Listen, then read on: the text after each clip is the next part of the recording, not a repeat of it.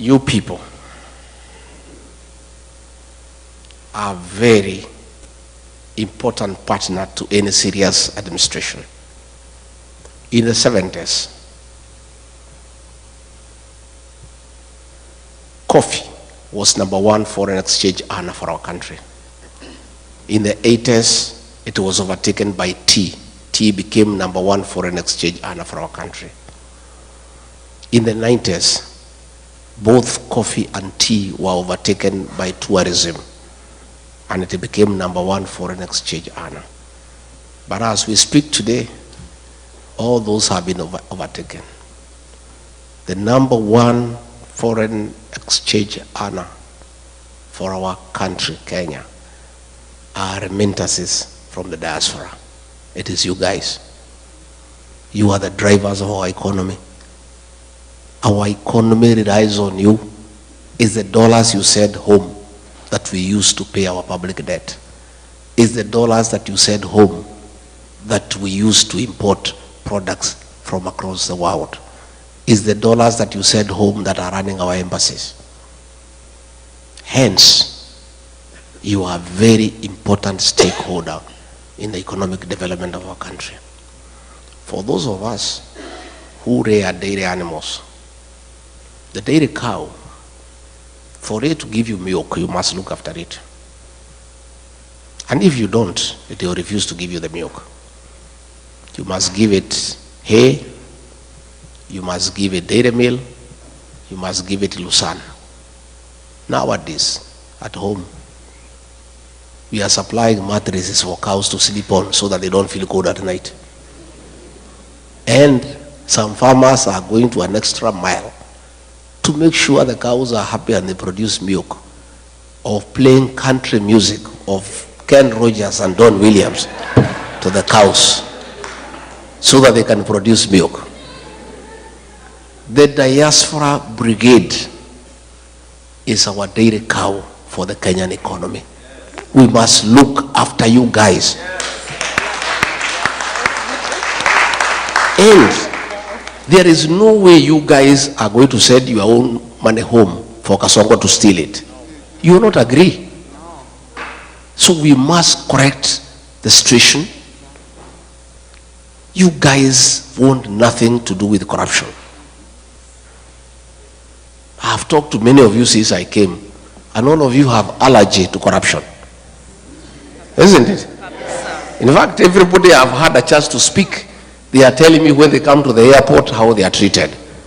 When they go to Nyayo House, the way they are treated. And you guys cannot stomach it. We must deal with corruption in Kenya decisively. And they say the fish rots from the head. The problem we have in Kenya is the president is a leader of corruption in the country. State House is a crime scene. There are Asians there with briefcases every day, and he spends all the time with them. Sometimes he would keep me there as deputy president for 5 hours as he is talking to Asians, discussing deals. For us to deal with corruption in Kenya, we must start from the top, and then we come down. You guys must bring your money back home. Our country should stop borrowing money from other countries and borrow from you because you have the money. But you can only give us the money if you are sure we'll give it back to you, and if it will be spent prudently for the benefit of the country. And those are the things that we want to form the government together, so that we can have very practical programs that satisfy what you want. I have said, and I said in Texas, that you guys, going forward, working with us when we form government, we want you to form a very strong diaspora bank for your money, for your investment here, with branches in Kenya and all over the world.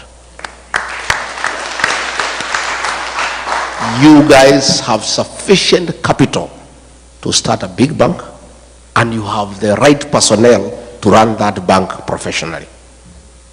And you see what will happen. If you have a diaspora bank with branches in Kenya, all the properties you have bought in Kenya, you will use them as collateral to borrow money from that bank and invest here in America. But as it is today, all the plots and the land you have bought in Kenya cannot help you, because you are borrowing here from the banks here and they cannot accept Kenyan titles. Again, we need a discussion with you guys on how we vet developers and people who build houses for you and who sell you land, so that we eliminate the crooks who keep on conning you from time to time. We want to have a conversation that it is immoral and wrong to have double taxation. You cannot be taxed in America. After paying your taxes from your savings, you send money back home and then it is taxed again. That is a discussion we are going to have, so that the money you remit home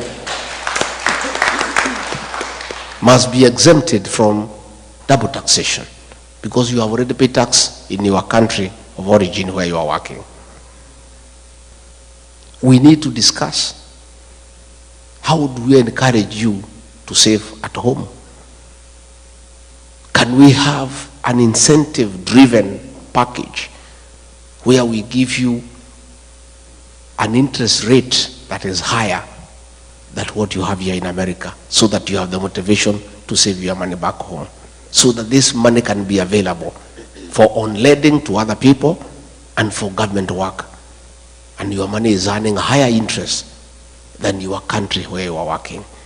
So I'm saying, I have come to start engaging with you. I don't want to engage you when we form government. I want to start this engagement mapema. So by the time we form government, because we are going to form government, already we have a plan in place for implementation.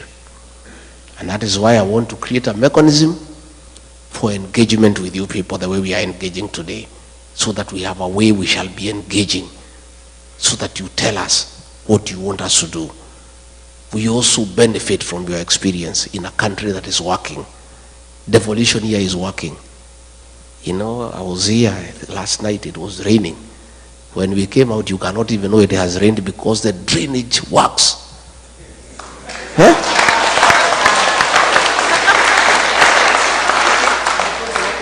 Kwetu ikinyesha hata hutaki kwenda nyumbani, because you are sure you need a mkokoteni to take you to your car. You know, we were here and it rained very heavily. By the time we went outside, you cannot even know there was rain. We need to learn from the best.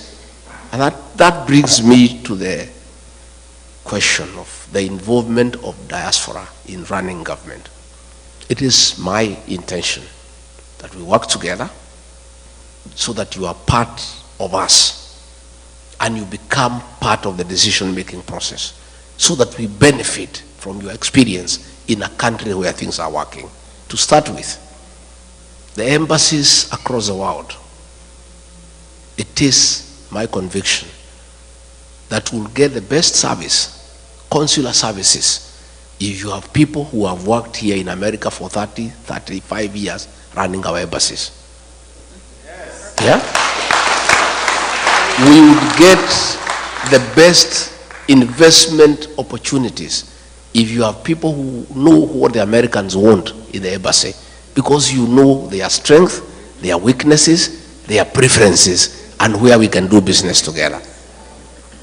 I mean, an ambassador serves for 4 years. So when you appoint a politician from Nairobi to come to Washington, he takes 1 year for us to know his way around here. Exactly. True? True. First 1 year. Yes. Where do I take my children to school, hospital, nini, 1 year imeenda. Second year, start making friends with the Americans here. Imeisha. Mwaka ya tatu, kujua Wakenya wanakaa wapi. Before he can even now start working. He is on his final year. Isn't it? But if you have somebody who has stayed here for 30 years, already who has a home, we simply walk to the office and start working without wasting any time. Ataletwa tu Nairobi, there is a course there, kufundishwa kukula na uma nini, already you know. Yeah? So even that course you'll be exempted. Senor, you know, they come there, how to hold a wine glass, nini, what table manners, nini. So you guys, those things you already know. Yeah? So nafikiri, you only come for that course for 2 weeks to understand your reporting mechanism. How will you be working with the PS? How will you be working with the president? Those are the little things mtafundishwa wiki mbili tatu. But all the other things here, you know. Isn't it? So it's my intention.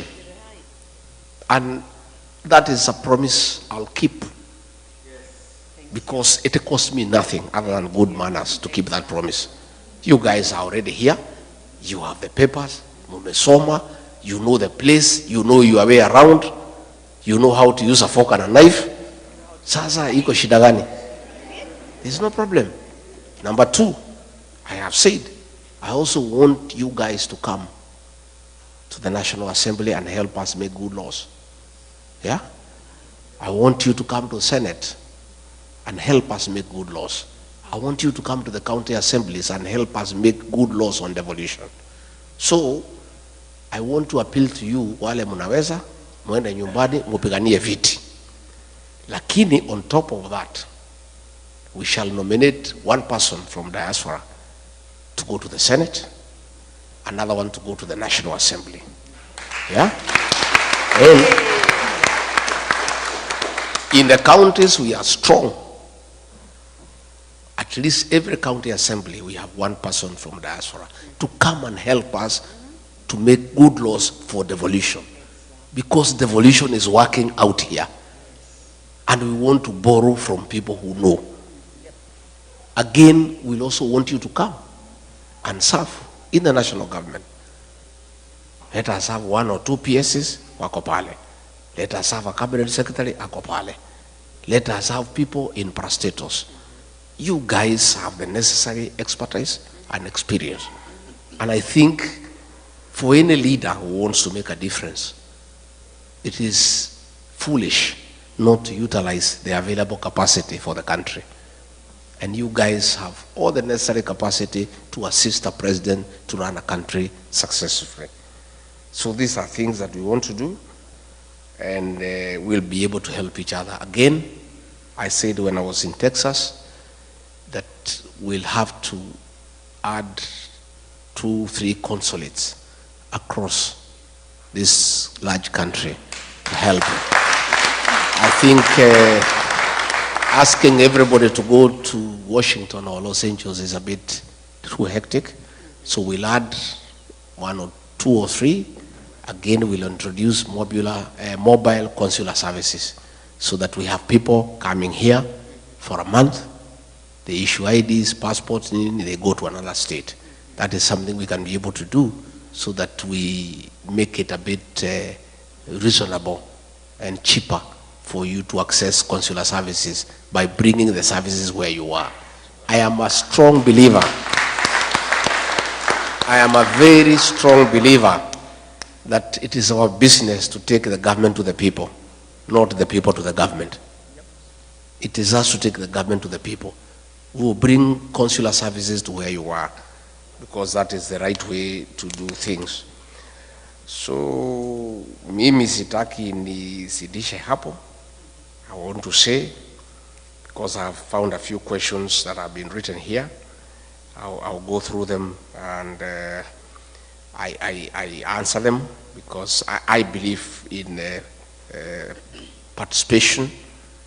I don't believe like Kasongo in praise and worship.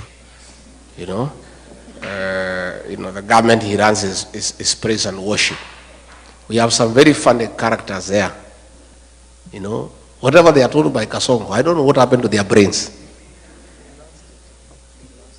If the MP for Kikuyu is told by Kasoko, go and insult Pastor Dorcas, anaenda anachukua microphone na mtukana. I saw another lady from Murang'a. Anaambiwa na PA wa president. Ana parade yeye mbele ya umati. Anaambiwa asunguke. I don't know kama mliona. Ati huyu mama si ako sawa. Si asunguke, muangalie vile anakaa. Anasunguka. Huyu mama si ukiwa na yeye kwa kitanda utaamuka vizuri. You saw that woman? Yes. You really wonder what happened to our leaders. Ni kurogwa ama ni ujinga ama ni zote mbili? Zote. Eh? Zote. I can't understand. I don't understand what has happened to our leaders. Somebody ameuliza sijui ni nani, what is the game plan? You are impeached, so you won't run or otherwise. Nani ameuliza hiyo? Somebody ameuliza hiyo? Let me explain. Gachagua is a presidential candidate. And nothing stops me from running. The Kenya Constitution says the right to vie for office is absolute. And you can only be stopped from running if you have been convicted. And even if you have been convicted, you cannot be stopped unless you have exhausted all the available mechanisms of remedy. Last year, 2022, the Honorable John Weluke, before the elections, was convicted for 74 years for theft. You remember? Yes, we do. And he went to committee and he was given bond pending appeal. He appealed to the Court of Appeal. And as the case was going on, the elections were there. And he went and ran and nobody stopped him because you can't. And he won.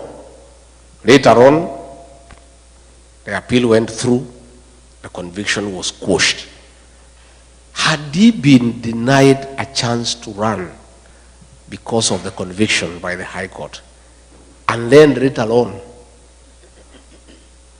he is let to go, his rights would have been violated. I underwent a very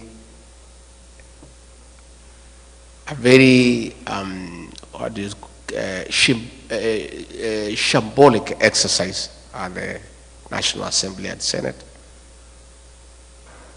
Everybody knows there was nothing. People were paid. MPs were paid 500,000, senators were paid 10 million. Haraka haraka, Ruto paid them. And we went to court under Article 50.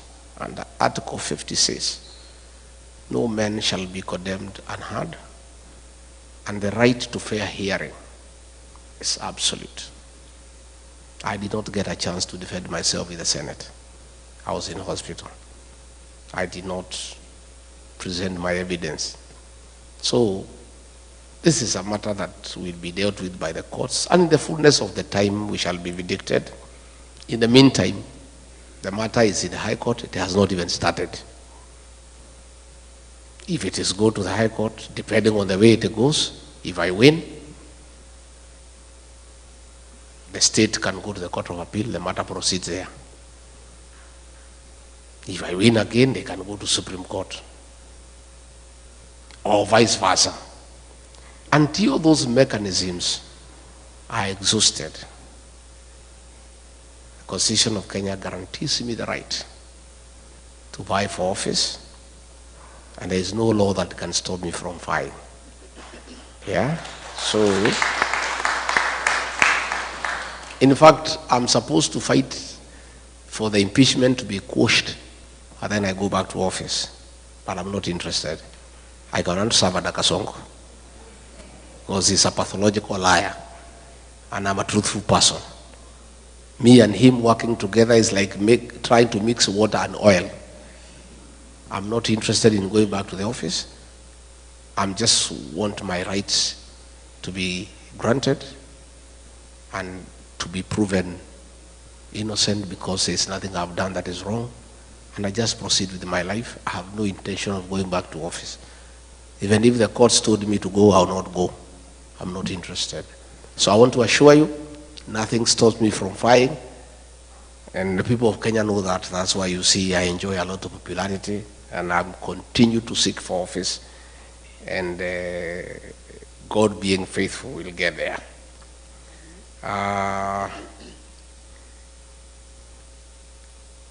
Now that you are teaming together, do you have a very strong candidate to face Ruto? Because we can't stand another 5 years of Ruto regime. Jackson. The second statement is true. We cannot stand another term of Ruto. Because if he is telling policemen to shoot people and he still wants our vote, what if we elect him and he doesn't need the vote? He'll shoot us himself. True or false? Yeah? Do we have a strong candidate to face William Ruto? What a question. Si niko hapa Jackson? Yeah, niko. We are there. Don't worry. We have a big team and we have agreed between me, Stephen Kalonzo Musyoka, Dr. Fred Matiang'i, Eugene Wamalwa, George Natebea, and Mother Karua. And anybody else who wants to join us, Ata or Mtata, whoever, hatujafunga na tuweze funga. Kila mtu atafute kura zake. Tutakuja kuketi hapo nyuma. Tutoe mtu mo? One person. And me, I have committed publicly, and I want to repeat, that if that formula does not favor me, it favors Kalonzo, or Matiang'i, or Eugene, or Mother, or Natebea, or whoever, I, regarding Gachagua, and my supporters will support that person unconditionally.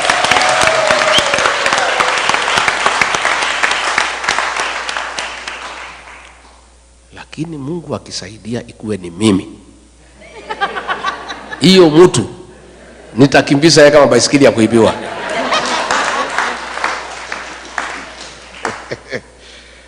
So, plan for the upcoming generation and Gen Zs in matters concerning unemployment is true. We've got a plan. William Ruto says we have no plan.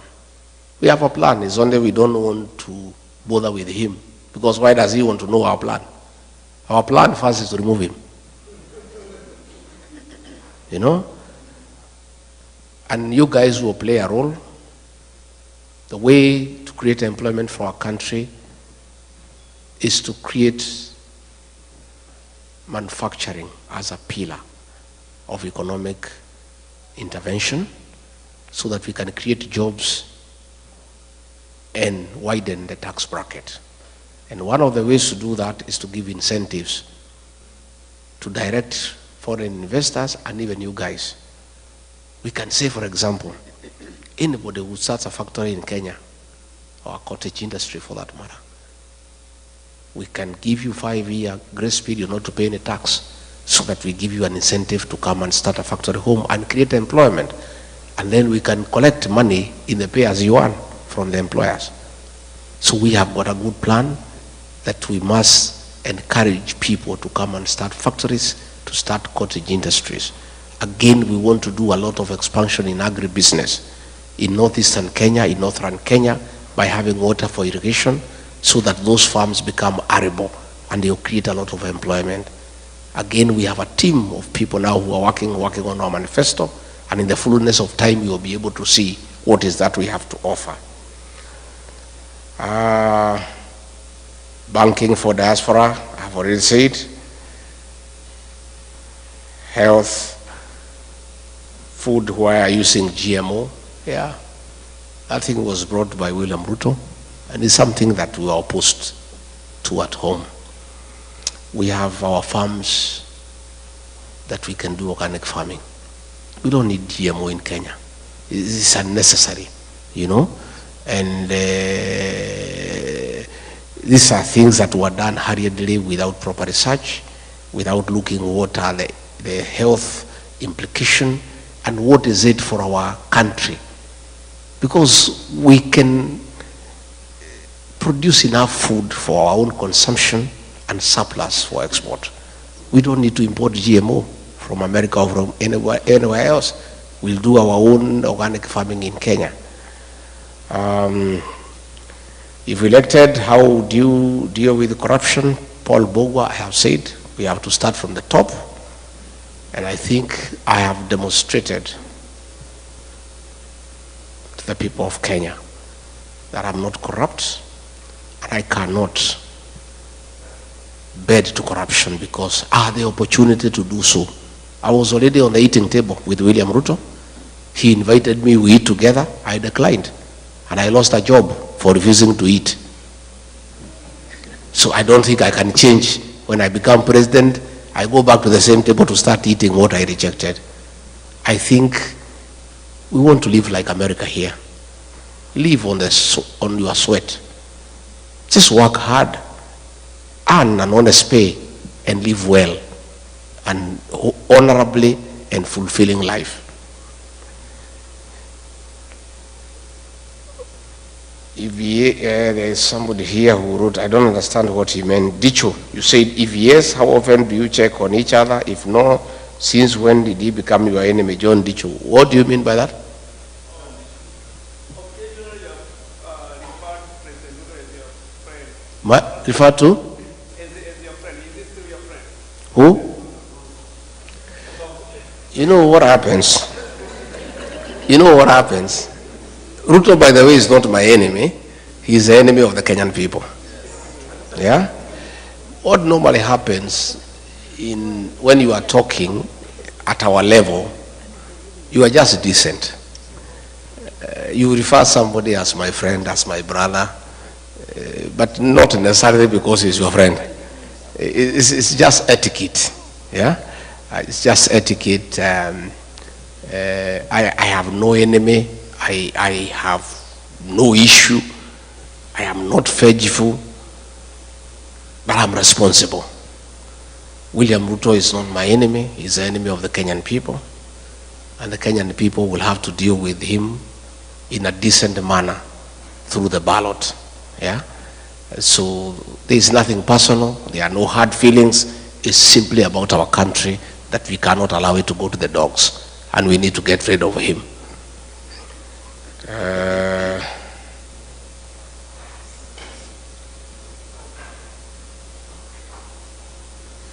Why do we keep sending money so easily and yet we can't vote from the comfort of our beds using our gadgets? How come you keep on saying you understand the ground and yet when we want to run for a political position from here, it is a problem? How are you going to reconcile these issues? We'll have to develop our electoral process, but it takes time. The voting here is electronic. It's a democracy spanning over several hundred years. Our democracy is 61 years, 62. We keep on improving every day. We haven't yet reached there where we could go electronic. Mostly our people, the rural population, quite a bit of illiteracy and sub-illiteracy, but we are getting there. With the time, I'm sure, in years to come, we'll go fully electronic so that you can, as you say, vote from your bed. Yeah, but tutaenda pole pole so that we get there. Again, we are going to lobby IBC to increase the voting polling stations here in the states.